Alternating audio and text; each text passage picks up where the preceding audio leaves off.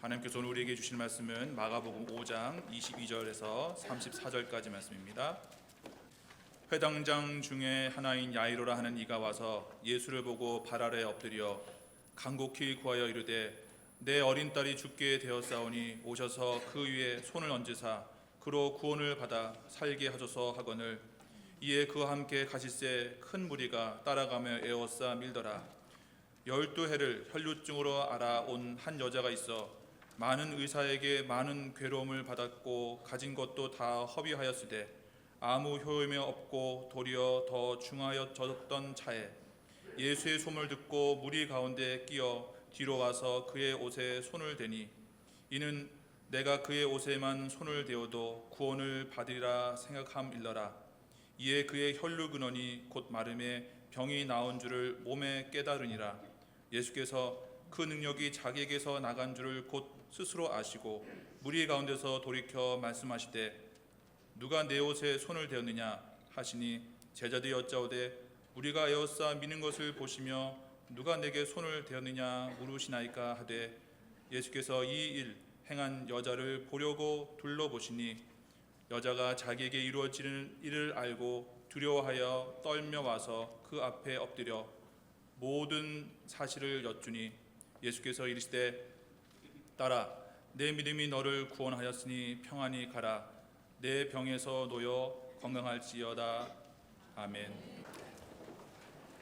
성경의 가르침에서 한치도 벗어남이 없는 은혜로운 말씀이, 반듯한 말씀이 매주일 이 강단에서 선포되는 교회, 그리고 지금 방금 들으신 바와 같이 영적인 감동이 넘치면서도 동시에 놀랍도록 아름다운 음악성을 가진 찬양대의 찬양이 울려 퍼지는 교회로, 그리고 성도님들의 겸손하고 친절한 미소와 봉사가 곳곳에 스며 있는 이 좋은 교회로, 저와 제 아내를 인도해 주신 신실하신 하나님께 진심으로 감사를 드리고 있습니다. 오늘 마가복음 본문을 보면은 주님께서는 딴 때보다 아주 매우 급하게 이동하던 중이셨습니다. 한가하게 산책하던 때가 산책하는 것이 아니었습니다. 회당장의 12살 난 외동딸이 갑자기 쓰러져서, 의식을 잃고 쓰러져서 위독하다는 이야기를 듣고 서둘러서 그야말로 응급신방을 가고 계신 중이었습니다. 총각을 다투는 그런 길이었습니다. 그런데 중간에 갑자기 예수님께서 발걸음을 멈추시고 주위를 둘러보십니다. 그리고 물으십니다. 누구냐? 누가 내 옷에 손을 대었느냐? 당시는 예수님의 기적에 대한 소문 때문에 가는 곳마다 인파가 몰려드는 때였습니다. 이날도 주님과 제자들은 수많은 사람의 에워싸인 채 이동 중이었습니다. 그래서 제자가 말합니다. 제자들이 선생님, 지금 이렇게 사람들이 많은데 선생님 옷을 만진 사람이 어디 한둘이겠습니까? 서두르세요. 아이 죽겠어요. 사실 이 지체함 때문에 그 아이가 그 사이에 죽었어요. 그러나 예수님께서는 계속 주위를 둘러보십니다. 단순한 물리적인 접촉이 있었다는 것이 아니라는 것을 알고 계셨기 때문이죠. 얼마 동안인가 침묵이 흘렀습니다. 그때 저쪽 한쪽 구석에서 한 여인이 떨면서 주님 앞에 나와 엎드립니다. 선생님, 랍비여, 죄송합니다. 바로 제가 만졌습니다. 허락도 없이 만졌습니다. 그러면서 이 여자는 자신의 이야기를 이야기합니다. 저는 사실 지난 12년 동안 혈루증 때문에 말할 수 없는 고생을 하던 여자입니다. 여러분, 혈루증이라는 병은 요새는 의학적으로 잘 쓰지 않는 그런 병증이 아닌데 부인과 질환, 자궁출혈로 인한 부인과 질환입니다. 제가 용하다는 의사를 다 찾아보았지만은 아무런 효과도 없이 재산만 다 허비하고 말았습니다. 병세는 하루하루 달라져서 이제는 한 걸음 다리를 옮기기도 발을 떼기도 숨이 가빠서 힘든 그런 처지입니다. 그런데 소문으로만 듣던 나사렛 예수 선생님께서 이 동네를 지나가신다는 말을 듣고 길목에 서서 기다리고 있었습니다. 그리고 죽을 힘을 다해서 그 사람들 사이를 비집고 들어가서 선생님 곁으로 다가가서 도리가 아닌 줄 알지만은 허락도 없이 선생님의 옷을 만졌습니다. 그렇게만 해도 병이 나을 거라는 믿음이 있었습니다. 저는 나을 거라고 생각하고 그렇게 믿었습니다. 그런데 정말 옷을 만지자마자 제 몸에서 하열이 멎는 것을 제가 느꼈습니다. 제가 살았습니다. 피가 멎었습니다. 선생님 죄송합니다. 이렇게 이야기를 했습니다. 그렇다면 왜 이 여자는 예수님이 찾을 때 처음부터 빨리 당당하게 주님 앞에 나오지 못했을까? 무엇보다도 오래 병을 앓고 시달린 사람들은 정신적으로 위축이 돼서 다른 사람들 앞에 나가기가 좀 힘듭니다. 그리고 너무 갑자기 나왔기 때문에 본인도 너무 충격을 받은 거예요. 잠깐 동안 어안이 벙벙했을 것입니다. 그리고 또 병 자체도 남들 앞에서 나와서 말하기가 좀 부끄러운 여자로서 그런 병이지 않습니까? 뭐 그런 이유들도 있겠지만은 또 다른 이유를 생각하게 됩니다.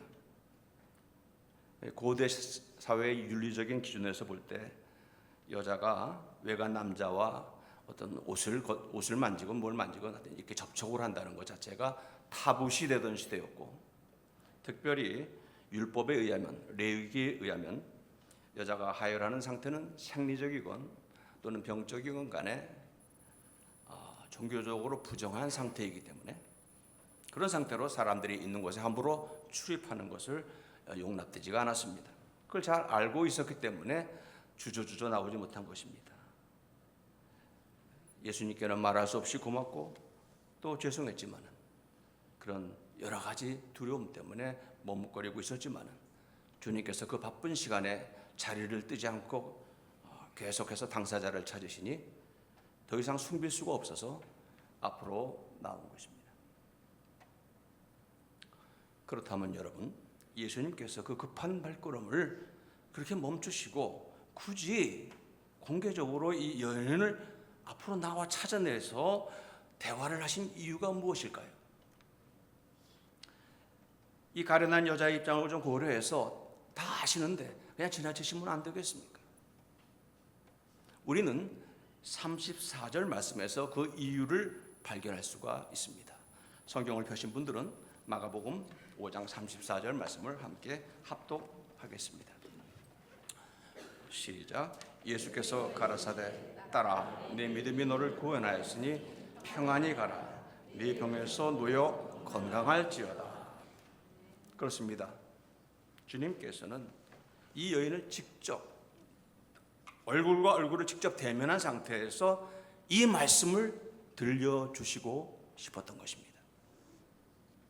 첫째로 주님께서는 이 여인을 병마에서 구원한 것은 그녀의 믿음 때문이라는 것.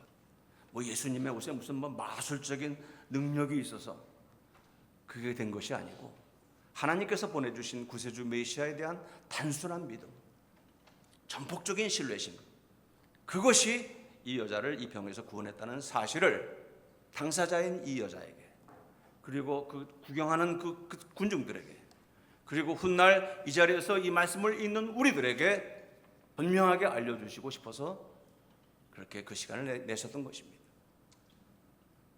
하지만 그것만이 이 여인을 대면하신 이유의 전부일까요? 사실 예수님께서 병자나 다른 사람들에게 은혜를 베푸신 후에 네 믿음이 너를 구원하였다 이렇게 말씀하신 적은요, 이번 경우 말고도 여러 번 있습니다. 여러분 성경 읽어보시면 근데 이번엔 조금 다릅니다. 무엇보다도 놀라운 사실은 예수님이 먼저 이 여인을 향해서 뭐라고 청하셨느냐? 어떻게 부르셨습니까? 따라. 신약 성경에서 예수님께서 한 개인을 상대로 해서 따라, 수가테르 이렇게 부르신 경우는 딱 이번 한 번입니다.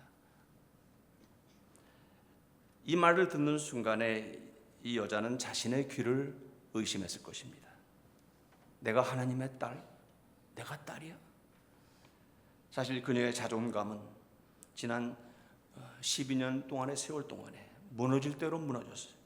아마 흔적조차 남지도 않았을 것입니다. 제가 환자들을 보다 보면은 병 자체가 주는 괴로움도 있지만 많은 사람들이 하나님께 나는 버림받았다. 나는 내 운명으로부터 버림받았다. 그러한 비참한 느낌 때문에 더 괴롭습니다. 그런데 지금 방금 나를 살려주신 분께서 나를 향해서 부르십니다. 따라. 놀라운 상황입니다. 여기에 신학적인 해석을 더하자면은 지금 성부 하나님께서 성자 하나님을 통해서 한 여자를 당신의 딸이라고 인증하고 계신 것입니다. 그뿐만이 아닙니다. 또 다른 따뜻하고 자유로운 말씀들이 이어집니다. 마가복음에는 없지만은 마태복음을 보면은 주님은 이어서 안심하여라, 안심하라 이렇게 말씀하셨다고 되어 있습니다. 안심해라.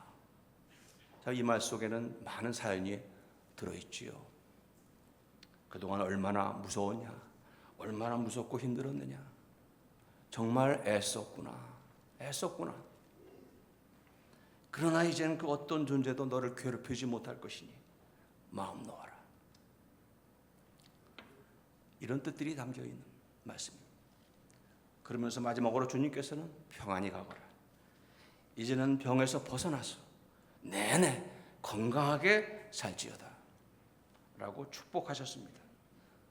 혹시 허락 없이 몰래 얌체같이 옷을 만졌다고 해서 핀잔을 받지 않을까, 책망을 듣지 않을까, 또는 율법을 범했다고 해서 무거운 정죄를 받지 않을까 두려워했지만 정작 불려나온 이 여자가 주님께 받은 것은 따뜻한 위로와 놀라운 축복이었습니다. 그렇습니다. 주님께서는 바로 이런 위로와 축복의 만남을 위해서 굳이 그 총각을 다투는 시간에 그녀를 불러 세우신 것입니다. 여러분 생각해 보십시오. 이 여자가 이런 만남 없이 그냥 병만 낫고 집에 돌아간 것과 이런 만남을 가지고 주님의 위로와 축복을 받은 것, 그걸 비교해 보십시오. 하늘과 땅 차이입니다. 만약 이 여자가 그냥 돌아갔다면 이 여자는 예수님의 위대한 능력은 체험했을지 모르지만 예수님의 인격적인 사랑은 결코 체험하지 못했을 것입니다. 모름지기 인격 체험은 상대방과의 만남과 대화를 통해서 발생하는 것이기 때문입니다. 보십시오. 이 여자는 자기의 형편 그동안의 이야기를 예수님 앞에 아뢰었습니다. 그 이야기를 주님이 듣습니다. 그리고 주님께 대답하시고 위로하시고 축복하십니다. 바로 이것이 마주침입니다. 대화적 마주침, 인카운터입니다. 예수님은 바로 이런 마주침을 원하셨던 것입니다. 그런 마주침이 있어야 참다운 인격적인 교제가 가능한 것입니다. 아무리 병을 나아도 이런 마주침은 없으면 안 되고, 아무리 요란하게 예배를 드려도 한순간이라도 이런 마주침이 하나님과 없으면 우리는 헛된 시간을 보내고 있는 것입니다. 비록 외경에는 없지만 니고데모 복음서라는 정경에는 없지만은 외경에 니고데모 복음서라는 게 있습니다. 그걸 보면은 훗날 이 여인은 예수님께서 십자가를 지시고 골고다 언덕을 오르실 때 옆에 있다가 수건을 예수님께 내드렸다. 땀을 닦으시라고. 땀 닦으세요, 주님. 그래서 예수님께서 그 수건으로 얼굴에 땀을 닦으셨는데 그 수건에 예수님의 얼굴이 배어 있었다. 그런 전승이 있습니다. 어쨌든 첫날 이 만남의 사건 이후에 이 여자가 주님을 지속적으로 사랑하고 또한 따르는 제자가 되었음을 암시하는 이야기입니다. 성도 여러분, 저도 여러분도 때때로 믿음의 기도를 통해서 놀라우신 하나님의 능력을 체험합니다. 이 여자처럼 체험합니다. 물론 그런 기도 응답의 체험은 아주 귀중한 체험입니다. 그러나 그 기도 응답의 체험이 반드시 그분과의 참다운 만남을 의미하는 것일까요? 우리는 커피 자판기에 앞에서 커피 자판기의 성능을 믿고 동전을 넣습니다. 버튼을 누릅니다. 그러면 샤카닥 잔이 떨어지면서 커피가 쏟아져 나옵니다. 이렇게 우리는 자판기의 성능을 이용하고 그 성능을 확인합니다. 그렇지만은 그렇다고 해서 우리가 자판기랑 만난 건 아니죠. 왜? 자판기는 만남의 대화가 불가능한 기계이기 때문입니다. 그러나 우리 하나님께서는 하늘에 계신 자판기가 아닙니다. 하나님은 인격이십니다. 그러므로 하나님과 나 사이, 하나님과 우리 사이는 단순히 아멘이라는 버튼을 눌러서 응답을 받는 그런 과정으로 끝날 관계가 아닙니다. 대화적인 만남을 요구하시는 하나님, 우리는 기도를 통해서 하나님의 성령을 이용하거나 하나님의 성령을 확인하는 것이 아니지 않습니까? 사랑방에 들어가기 위해서 현관문을 거치죠. 그런 것처럼 우리의 기도 응답은 주님과의 본격적인 만남의 사랑방으로 들어가기 위한 현관문이라고 할 수가 있습니다. 현관문에서만 들락날락하면 안 되죠. 사랑방에 들어가야죠. 아들아, 딸아, 주님의 음성을 들어야죠. 그러나 너무나 많은 성도들이 그저 현관문만 들락날락하는 신앙생활을 하고 있는 것입니다. 사실 기도는 교회에만, 우리 기독교에만 있는 것은 아닙니다. 어느 세상 모든 종교에 기도가 없는 종교는 없습니다. 제가 며칠 전 산길을 산책하다가 어떤 절 입구에 플랜카드를 보았습니다. 걸려 있는 것을. 뭐라고 적혀 있느냐? 소원 성취 발원 기도 접수 중, 이렇게 되어 있습니다. 그래서 가로치고 입시 합격 직업 성취, 이렇게. 우리 기독교의 기도와 다른 종교의 기도가 무엇이 다릅니까? 이 플래카드의 내용처럼 소원을 구하는 것은 같습니다. 우리 교회도 뭐 가을 되면 또 뭐 수능 시험을 위한 특별 기도회 하지 않습니까? 그런데 다른 종교에서는 그것으로 끝입니다. 기도하는 대상과의 인격적인 만남이나 사귐이 없다는 말입니다. 그러나 성경이 가르쳐주는 기도의 본질은, 그리고 예배의 본질은 하나님과의 인격적인 부딪힘, 마주침, 만남인 것입니다.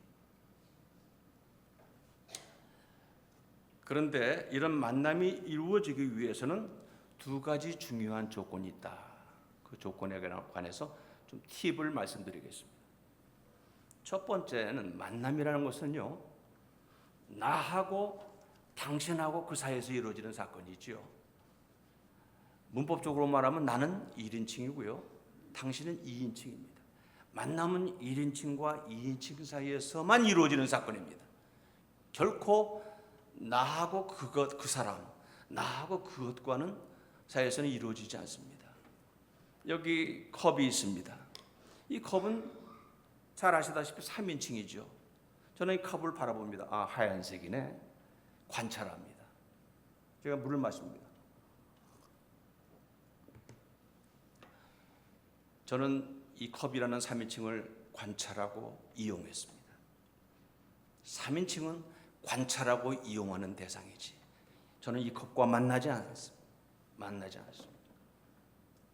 그 하나님, 3인칭 하나님을 우리는 그 하나님을 만나는 것이 아닙니다. 만약 이 혈루병 여자가 병만 낫고 집에 갔다면 예수님은 당신 나의 주님, 그것이 아니고 그 예수님, 그 영원한 예수님, 3인칭에 불과합니다. 예수님의 능력을 이용한 것뿐이죠. 우리가 물론 인생을 살자면 3인칭들도 중요하지요. 그러나 삶을 결정하는 결정적인 존재는 2인칭, 바로 당신입니다. 너입니다. 그래서 유명한 종교 철학자 마틴 부버는 너와 나, I and thou 라는 책에서 모든 참된 삶은 만남이다 라는 유명한 말을 했습니다. 쉽게 말하면 우리 인생 전체를 다 종에다 황급에 싸가지고 한약 고이듯이 그냥 푹 와서 꽉 짜면 나오는 것은 진국은, 남는 것은 만남이라는 것입니다. 이것을 명백히 보여주는 사건이 있습니다. 9.11 뉴욕 테러 사건을 여러분 기억하실 것입니다. 그때 그 무너진 건물 속에서 자신 앞에 들이닥친 그 죽음을 맞이하는 그 사람들이 무슨 행동을 했을까? 자기 변호사한테 전화를 해서 빨리 내 펀드 내 주식 정리하라고 이렇게 해달라고. 그렇게 전화한 사람 없었습니다. 자기 직장 동료에게 전화해서 내가 오늘까지 일 마치려는 중요한 프로젝트 내가 죽으니 당신 인계해서 꼭 맞춰야 돼. 큰일 나 안 맞히면 그런 전화한 사람은 없습니다. 다들 휴대폰을 걸어서 사랑하는 2인칭들, 당신들에게 전화를 했습니다. 사랑했어. 사랑해. 안녕. 그런 말을 남기고 사라졌습니다. 우리나라에서 세월호 사건 때도 마찬가지였습니다. 아이들이 끝까지 손에서 놓지 않았던 것은 엄마랑 연결된 자신의 휴대폰이었습니다. 누구나 이렇게 사람은 죽음의 순간에 3인칭을 찾는 것이 아니라 2인칭을 찾습니다. 제가 외과 의사로서 많은 죽음을 바라본 사람으로서 죽음이 왜 고통스러운가? 아픈가? 숨가쁜가? 그것은 의학적으로 도와줄 수 있습니다.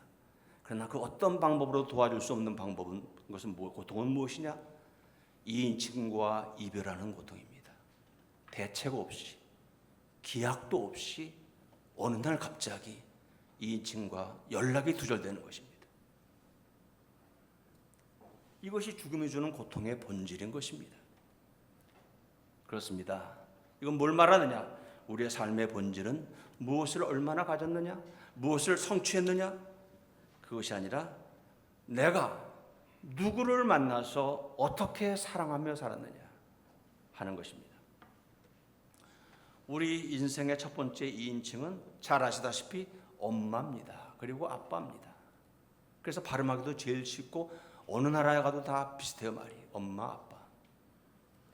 좀 더 잘하면 친구라는 2인칭과 만나면 아주 몰두하게 됩니다. 친구한테 따돌림 당하면 견디질 못해요. 좀 더 크면은 성인이 되면 배우자라는 2인칭에 자신의 인생을 베팅합니다. 이렇게 우리는 2인칭 없이 살 수 없습니다. 우리 인생은 2인칭과의 만남으로 이어집니다. 그러나 유감스럽게도 이 2인칭들은 영원한 당신들이 아닙니다. 임기가 있어요.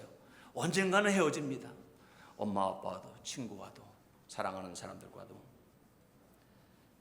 언젠가는 헤어질 2인칭이요. 그리고 완벽한 당신들도 아닙니다. 완벽하지도 않아요. 때로는 사랑함으로써 서로를 싱싱하게도 만들어주지만은 때로는 상처를 주어서 서로를 시들어버리게도 만듭니다. 그렇지만 어쨌거나 저쨌거나 그 어떤 경우에도 우리는 2인칭 없이는 살 수가 없는 존재입니다. 여러분, 이 사실은 우리에게 무엇을 암시할까요? 그것은 우리에게 절대로 헤어질 수 없는 그리고 완벽한 2인칭이 별도로 계시다는 사실을 우리에게 암시하고 있는 것입니다. 완벽한 당신, 삶과 죽음을 관통하는 영원한 당신, 절대로 헤어질 수 없고 헤어지지 않는 당신, 누굽니까? 바로 나를 존재하게 하신 분입니다. 나를 만드신 분입니다. 그분과는 헤어질래 헤어질 수도 없어요. 오늘 이 여자는 예수님을 통해서 바로 그 하나님이 아닌 당신 하나님, 내 이인칭, 나를 딸로 부르시는, 딸아 부르시는 하나님을 만난 것입니다. 아까 소개드린 마틴 부부가 이런 말을 했습니다. 참으로 행복한 사람은 하나님에 대해서 많은 이야기를 하는 사람이 아니라 그랬어요. 그러니까 목사들은 별로 행복하지 않을 수 있어요. 하나님에 대해서 이야기를 하도 많이 하니까. 그런 사람이 아니라 한마디라도 하나님께 말을 걸 줄 아는 사람이다 그랬어요. 한마디라도 말을 걸 줄 아는 사람.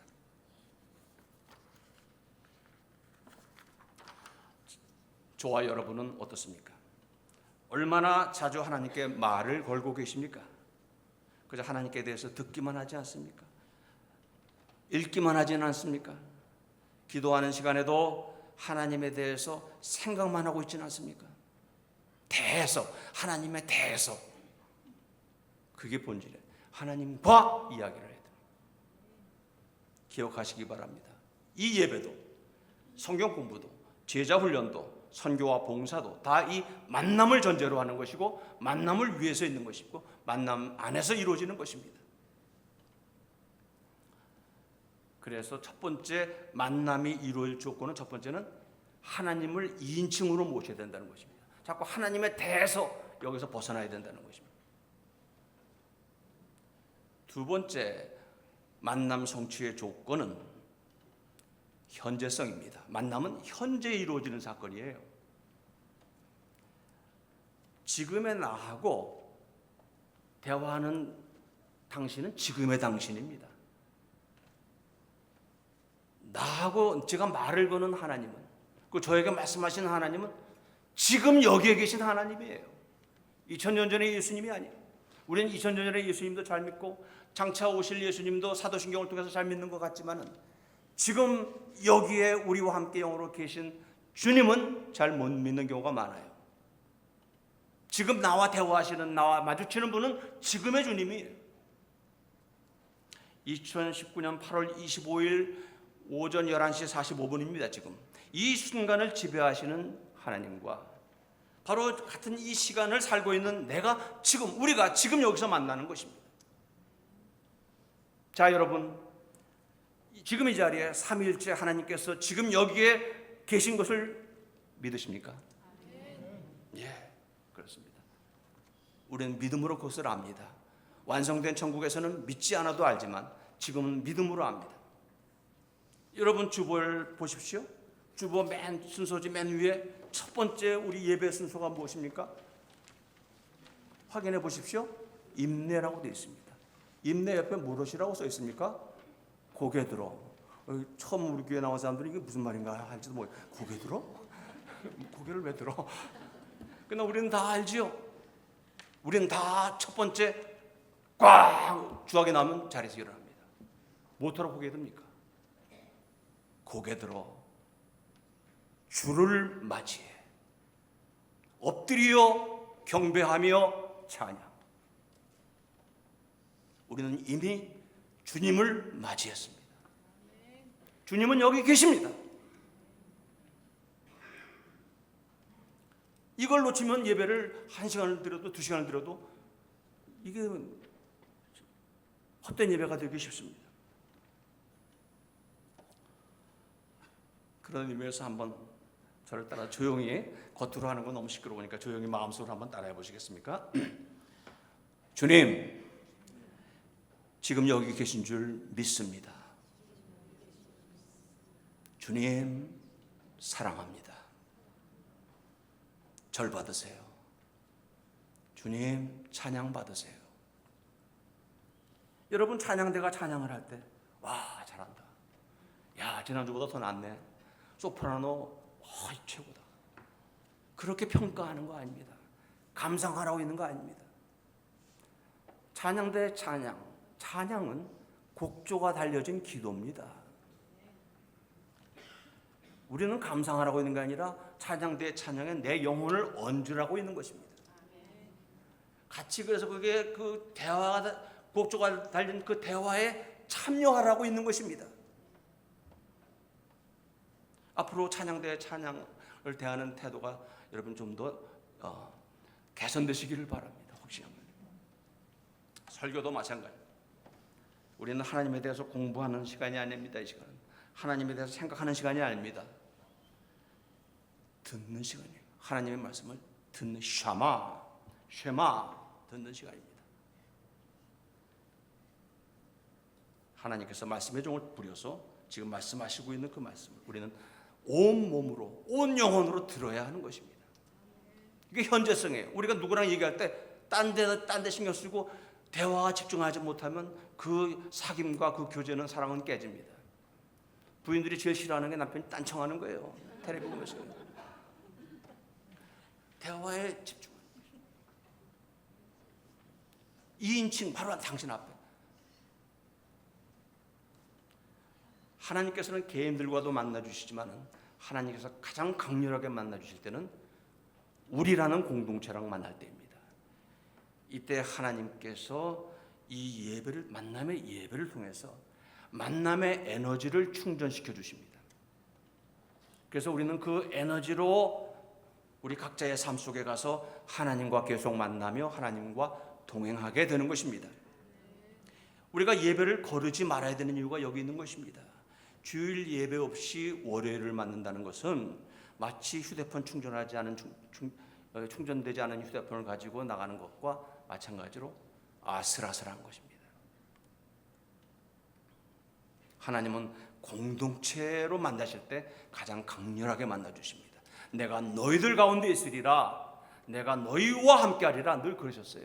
너와 함께하리라는 말도 가끔은 있어 성경에. 그러나 대부분 너희와, 이스라엘도 너와 함께 할 때 그 너는 이스라엘이라는 공동체예요. 개인이 아니고. 이 공동체의 예배 시간에 하나님이 만남의 에너지를 쏟아 부어 주시는 줄로 믿으시기를 바랍니다. 여기서 충전 받으시기를 바랍니다. 참고로 여기서 우리가 함께 예배드리는 옆분을 잠깐 쳐다보실까요? 이름 아세요? 잘 모르시죠? 다른 사람이죠. 3인칭입니다. 극장에서 보는 거 똑같아요. 극장에서도 쫙 스크린 보고 옆에 사람 뭐 누군지 안 깜깜한데 3인칭 그 사람들이죠. 그 사람. 그러나 예배는 다릅니다. 예배에 내 옆에 앉은 사람은 그 사람이 아니에요. 또 다른 나입니다. 또 다른 나입니다. 왜냐하면 우리는 영어로 we, 같은 한 하나님, 한 2인칭 당신 하나님을 현재 같이 만나고 있는 공동 1인칭이기 때문에 그렇습니다. 우리가 하나님을 안 만난다면 그 사람이에요. 그러나 같은 하나님 입장에서는 우리는 공동 2인칭이에요. 그렇기 때문에 서로 다른 사람이 될 수가 없어요. 하나님은 너 아무개야, 너하고 다른 사람들과 내가 함께하리라 그렇게 말씀하신 적이 없어요. 너희와 함께하리라. 우리는 2인칭 공동체. 내 앞에서 함께 예배드리는 사람은 하나님 앞에서 또 다른 나이신 줄 믿으시기 바랍니다. 그래서 우리가 광고 시간 전에 서로 일어나서 인사할 때 그냥 그보다 그냥 잠깐 마지못해서 일어나는 태도를 가지셨다면 좀 반성하시기를 바랍니다. 또 다른 나랑 만나는 것입니다. 짠더라도 강렬하게 만나야 되는 것입니다. 사실은 이 교훈이 또 굉장히 중요한 거예요. 우리가. 그러나 하여튼 그것을 우리가 마음속에 정말로 이게 다른 뭐 세상에 안 믿는 사람들을 꼭 다 또 다른 나라고 그렇게 막 생각하는 것은 너무 피곤한 일이고 사실도 아닙니다. 그러나 적어도 함께 예배드리는 이 순간은 우리는 옆에 있는 사람은 다른 사람이 아니에요. 또 다른 나인 것입니다. 말씀을 맺겠습니다. 기독교는 소원을 성취하기 위해서 빌고 또 빌다가 마는 그런 종교가 아닙니다. 기독교는 수양을 하기 위해서 돌을 닦는 종교도 아니고 고행을 하는 종교도 아닙니다.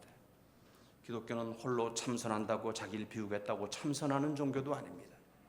기독교는 완전한 당신, 찬란한 당신이신 주 하나님과의 만남으로 현재 이 순간을 가득 채우는 만남의 종교입니다.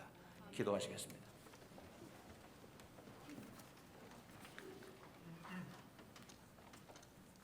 하나님, 이 시간 저희들을 만나주시니 감사드립니다. 이 부족하고 미련한 것이 전한 메시지 중에서 당신께서 원하지 않으시는 부분들이 있으면 삭제해 주시고, 오직 주께서 원하시는 말씀만 우리 심령에 살아 역사하게 하옵소서. 주여, 만남의 에너지를 주셨사오니 이 만남으로 이제 승리하게 하시고 주와 동행하는 삶을 살게 하여 주옵소서. 예수님의 이름으로 기도드립니다. 아멘.